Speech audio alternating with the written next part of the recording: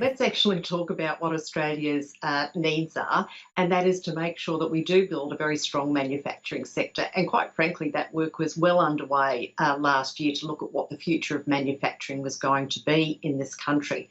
Since then, we've obviously experienced the issues with the coronavirus, COVID-19.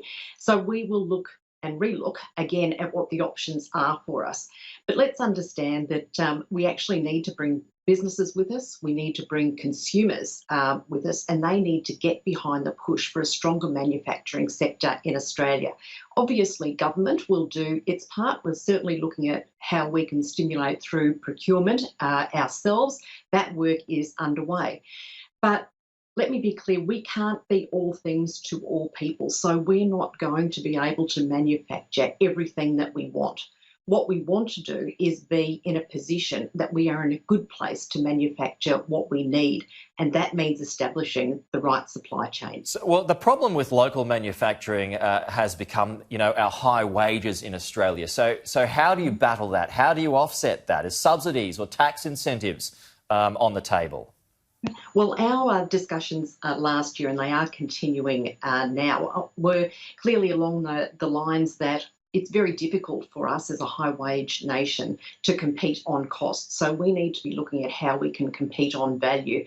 Where are our strengths? How do we capitalise on those? We look specifically at our core strengths of mining and agriculture, where we are world leading, but we also looked at new and emerging industries. And of course now, coming off the back of COVID-19, we actually have to look at issues such as sovereign capability and what are the things that we actually have to manufacture here in Australia and establish good supply chains for. For masks, gowns, medical supplies, ventilators. Yeah. Yep, absolutely. So let me talk about masks. We had one manufacturer, Medcon, based in Shepparton. They had a capacity, or were producing at about 7 million masks per year. They've ramped up. Their capacity is now over 50 million masks per year. We've had Detmold enter into contracts with the South Australian government and also with the federal government for supply. Their machines are on their way through now, so they'll be set up and operating in South Australia.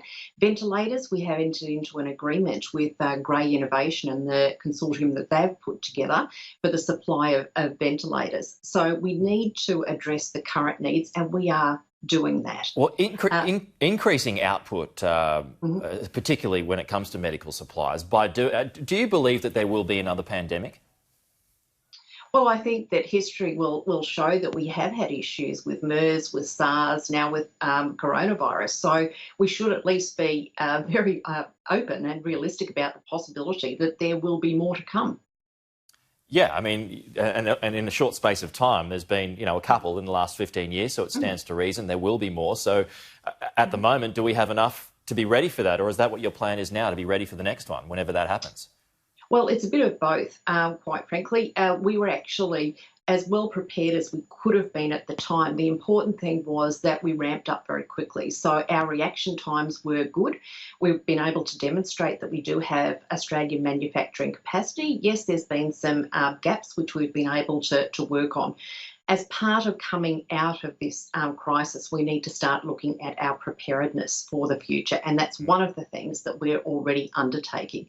So what's the state of our medical technology sector, medtech? It's actually quite good. It currently employs about 17,000 people across Australia, and it is strong. But where are the gaps in there? If we're talking about mask manufacturing, what do we actually need for the future?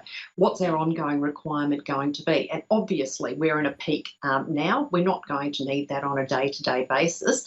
But if we do approach another crisis or experience another crisis, we're going to have the capacity to ramp up here in Australia. Minister, just before you go, some other science and technology news. I'm really interested in this app that is going to track carriers of the virus. Is this a go in Australia?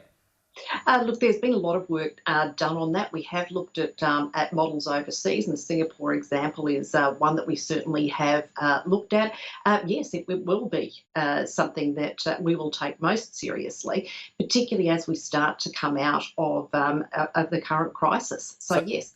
contact tracing is very important, and we will look at using any tool that's available to us. So when you say we will look at it, does that mean it is going to happen?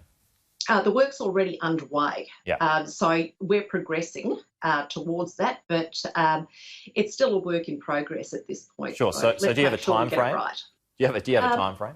Look, we're working on it as quickly as we can, and I say that in the context so that the government is very, very focused on making sure that we come out of this in a very timely manner. Obviously, we need to listen and hear the medical advice, but we want to be in a good position so that we can ramp up our economy, get people back to work as soon as we possibly can. The issue that some people are going to have is that a lot of the data can be collected. So what would governments eventually do with that data? So how can you assure that people's privacy will be protected? Look, I understand people's concerns about privacy, so that's clearly one of the issues that we're going to be looking at. As I've said, it is a work in progress. It's well advanced, but it is a work in progress. We will continue to look at that. I mean, we want to reassure the people of Australia that the data that we collect will be used appropriately, and they should have little to no concerns about what will happen to that data. And that will be a clear part of what our strategy is going to be. But I think the Australian people also understand that we need to look at ways to come out of this crisis as quickly as they can. And I believe that there will be an openness to look at how we can get people back to work, how we can get businesses up and running as quick as we possibly can. And I would encourage people to be open to the various ways that are available for them and for us to do that. Yep.